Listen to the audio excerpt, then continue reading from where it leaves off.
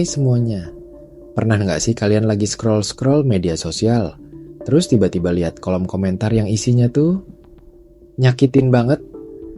Bukan cuma nyakitin buat si pemilik konten, tapi kadang kita yang cuma penonton aja bisa ikutan kepancing emosinya. Apalagi kalau itu konten kita sendiri, waduh, satu kalimat aja bisa nempel di kepala sampai seminggu lebih. Kenapa ya? Kita tuh gampang banget kebawa sama hate comments. Padahal mungkin ada ribuan komentar positif lainnya. Tapi anehnya yang satu itu yang paling nyangkut. Saya pernah ngerasain. Mungkin kalian juga. Satu kalimat, ah lo lebay, atau ih sok banget, bisa lebih membekas dibanding 10 komentar. Keren banget, atau makasih udah sharing ini. Rasanya kayak logika kita disuspend sejenak, terus emosi langsung ambil alih. Dan itu terjadi cepet banget. Kita jadi mikir, apa ada yang salah ya sama gua? Kok bisa ya dia ngomong kayak gitu? Padahal kita gak kenal sama dia. Tapi tetap aja hatinya kegores. Kalau dipikir-pikir, fenomena ini tuh sebenarnya lumayan menarik. Karena secara psikologis, otak kita memang punya kecenderungan untuk lebih fokus sama hal-hal negatif. Ini namanya negativity bias. Otak manusia sejak zaman purba udah terbiasa nyari bahaya. Kalau dulu sih supaya bisa bertahan hidup. Misalnya buat deteksi harimau yang ngintip dari semak-semak. Tapi sekarang, bahayanya bukan lagi hewan buas, tapi komentar orang di internet. Dan walaupun komentarnya mungkin gak berdampak fisik, tapi secara emosional, itu kayak serangan juga. Kita tuh makhluk sosial. Mau diakui atau enggak, kita pengen diterima, diapresiasi dan gak dijudge secara kejam. Jadi pas ada satu aja komentar yang nyindir, ngejek, atau meremehkan, reaksi pertama kita seringkali bukan logika. Tapi rasa malu, marah, atau minder. Kadang kita langsung defensif, kadang malah jadi overthinking. Bahkan ada yang sampai kepikiran pengen hapus konten. Atau lebih parah, mulai meragukan diri sendiri. Yang lebih menarik lagi, kadang komentar-komentar itu datang dari akun anonim.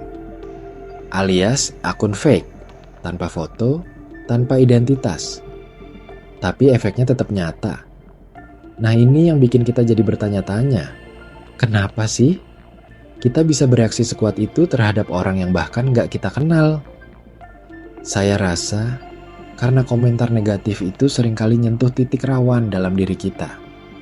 Titik-titik yang sebenarnya kita juga udah pernah pertanyakan dalam hati, tapi kita pendam dalam-dalam. Misalnya gini, kalian mungkin lagi ngerintis usaha, terus ada yang komen, bisnis kayak gini mah gak bakal tahan lama. Padahal jauh di lubuk hati, kalian juga punya kekhawatiran yang sama. Jadi komentar itu kayak mencolek luka yang belum sembuh. Bukan cuma kata-katanya yang menyakitkan, tapi karena dia ngena di bagian yang emang udah rapuh. Ada juga yang bilang bodo amat sama hate comment. Tapi kenyataannya nggak semudah itu.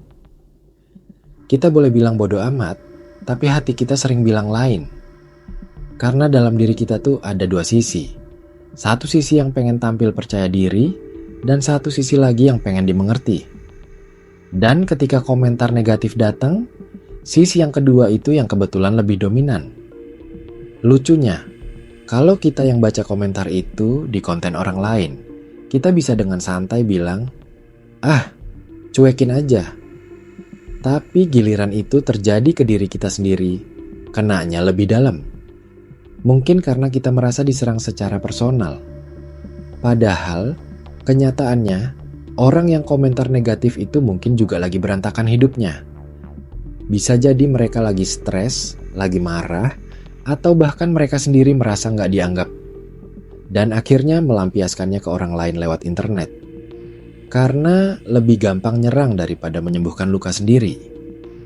Saya juga percaya, orang yang senang nyebar hate comment, itu seringkali cuma cermin dari ketidaknyamanan mereka sendiri. Kayak bayangan yang mereka nggak mau akui. Jadi saat mereka lihat orang lain tampil, sukses, atau berani bersuara, mereka ngerasa terganggu. Bukan karena kalian salah, tapi karena kalian mengingatkan mereka pada sesuatu yang mereka belum punya atau belum berani lakukan. Tapi tetap aja, itu bukan salah kalian.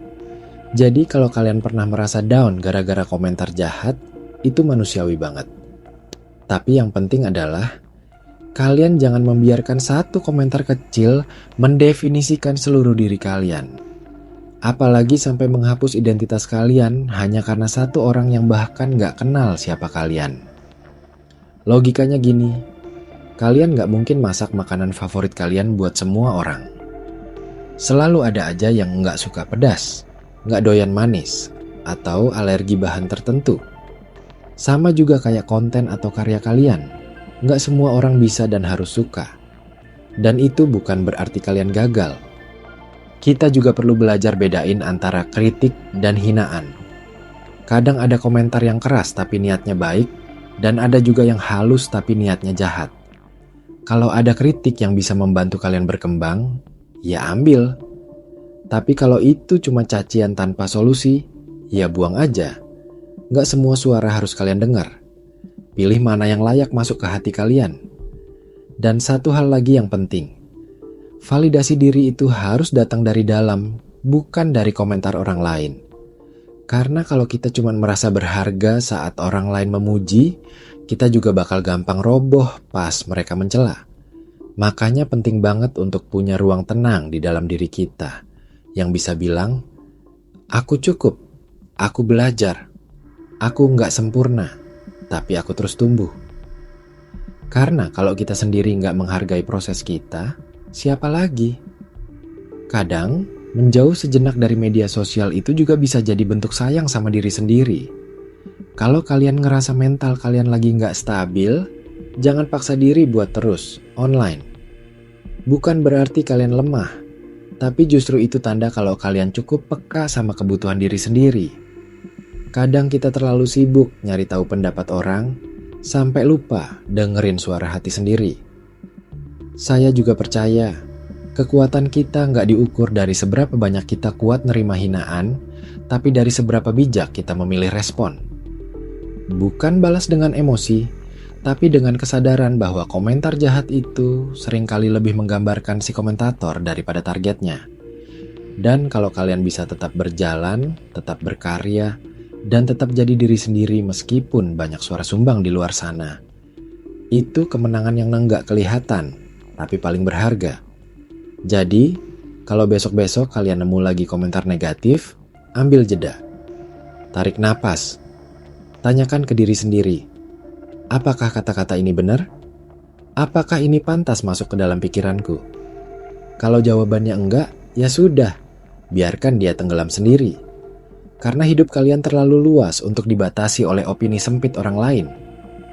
Ingat ya, satu komen jahat gak menghapus semua proses baik yang udah kalian lewati. Dan kalian selalu punya pilihan untuk tetap berjalan, tetap berkarya, dan tetap percaya bahwa yang kalian lakukan itu punya makna, meski gak semua orang bisa melihatnya.